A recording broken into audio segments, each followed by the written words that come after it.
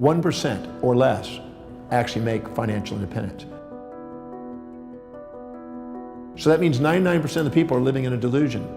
And if you ask them what are they going to do if I gave them $10 million, what would they do with their life? I guarantee you 2 to 8 million of that will be spent in less than a minute. Motivation is not a solution, it's a symptom. Well, I think that the first step is to dissolve your own shames and guilts and reasons why you don't deserve. Because a lot of people are sitting there beating themselves up. Anytime you set goals that are not aligned with your highest values and you then don't achieve because you give up on them, then you end up beating yourself up and think there's something wrong with you. Well, first of all, you want to find out whatever you've done in your life, how it served you, how it served others, and clear out any shame and guilt. Then you want to sit down and ask, what is it that you're really going to do? Because you're not going to get wealthy unless you're serving people. And if you're not dedicated to serving people, you have a fantasy called wealth. You need to make sure that you really have a value on serving people. You need to have a value on wealth, because if you don't really have a value on wealth, you'll spend it. If you have more of a value on spending it than saving it and investing it, it's going to keep going out the window. Because the money circulates through the economy from those who value it least to those who value it most over time. So you have to value wealth building more than spending. You have to value serving people more than just taking. And you have to be able to be dedicated to something that's really congruent with your values, or you won't stay with it. You won't build momentum and perseverance towards an accomplishment. And people who have a forced automatic savings in place and are willing to consistently study and research because they value wealth building.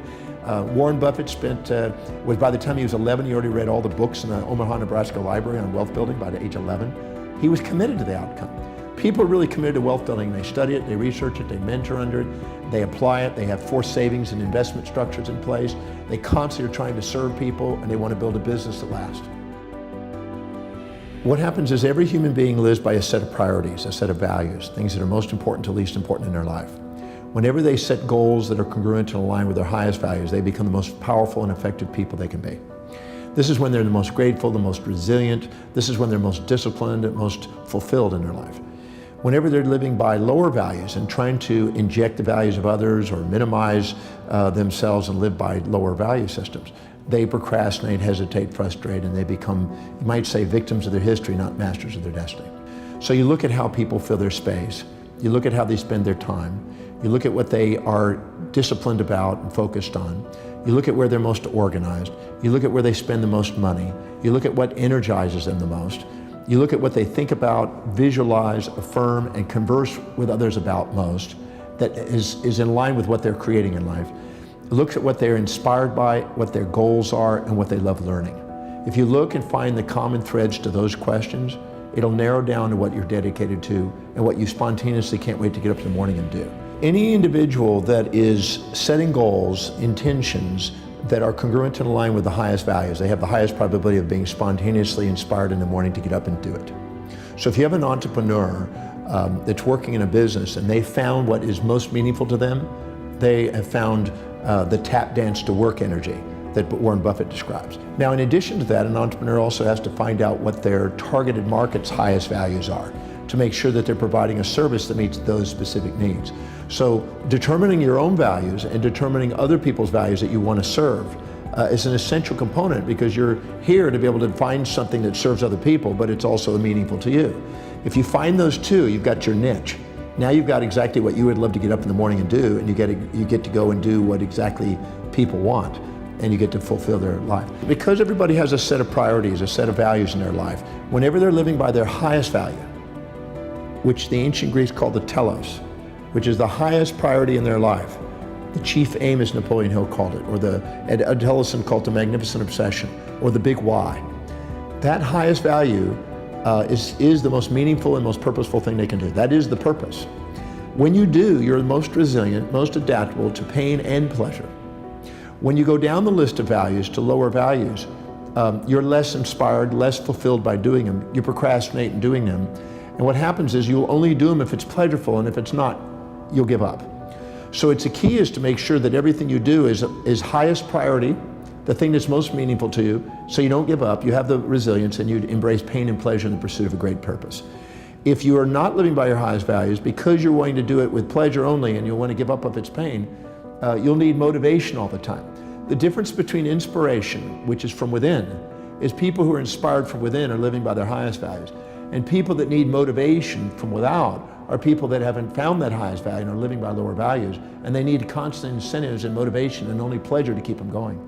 So our animal nature needs motivation, but our truest nature, our human nature, the one that activates the telencephalon in the brain, the executive centers of the brain, which allows you to be an executive and a leader in the world, transcends this pain, pleasure, amygdala reaction of the lower animal and within us, and allows us to function from an inner core mission that transcends that and allows us to be able to embrace pain, pleasure, support, challenge, ease, difficulties.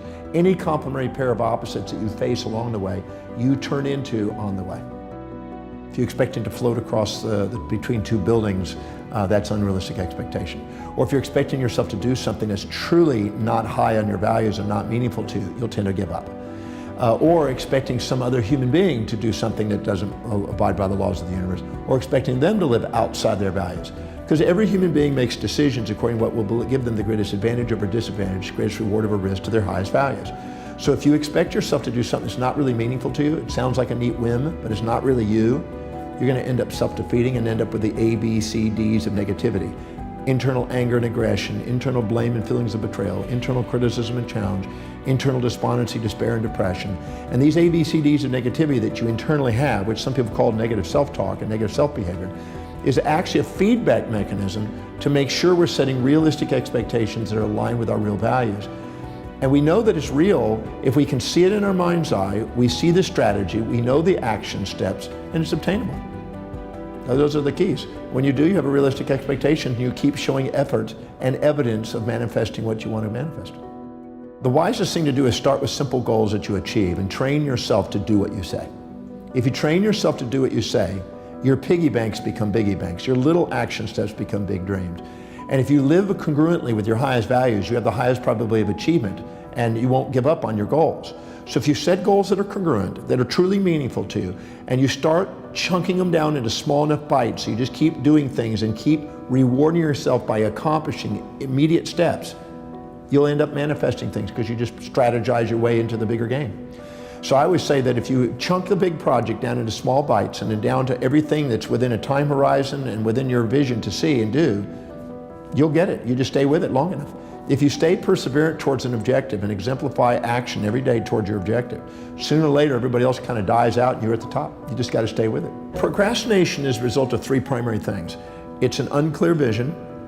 It is an unchunked vision. It means you're taking on too big a chunk without bringing it down to small enough bites that you can go and get it done. And it's not linked to your highest values. If you take the objective that you have, you make sure it is abide by the laws of the universe, it's doable. You make sure it really matches your highest values so it's linked. And the way you know that is if you can rattle off the reasons why you can do it and how it will help you fulfill your mission fluently. Because if you're fluent, you're congruent. Then you basically make sure it's chunked down into small action steps you can do, and you micromanage until you've proven you can macromanage. That means you do it into small baby steps every single day. If I do this, I'm one step closer. If I do this the next day, I do it one step closer. Break it down into such small steps that it's by the inch, it's a cinch.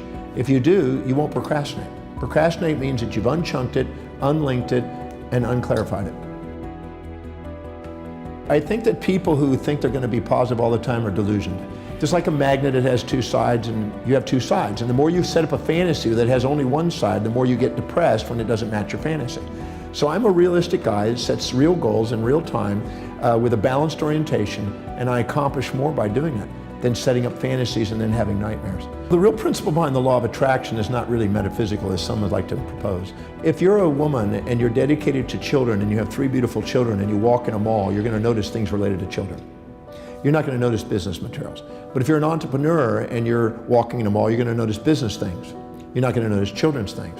So that means that whatever is most important to you, whatever is highest on your value, whatever your real purpose and most inspiration is, you're going to filter out of your reality. You're going to see opportunities. You're going to make decisions quicker because you got more awareness, and you're going to stick to them with more perseverance in that area, and you're going to see more synchronicities. So a lot of the secret is simply those things that occur spontaneously when you're congruent with your highest values. So if a person will set goals that are congruent and aligned and chunk them down and follow those actions and prioritize it and delegate that, they have amazing synchronicities, and their vision and their affirmations and their things become congruent, and in that congruency they create their reality. So I'm a believer that it's not as much metaphysical as it is axiological. It is based on human value systems.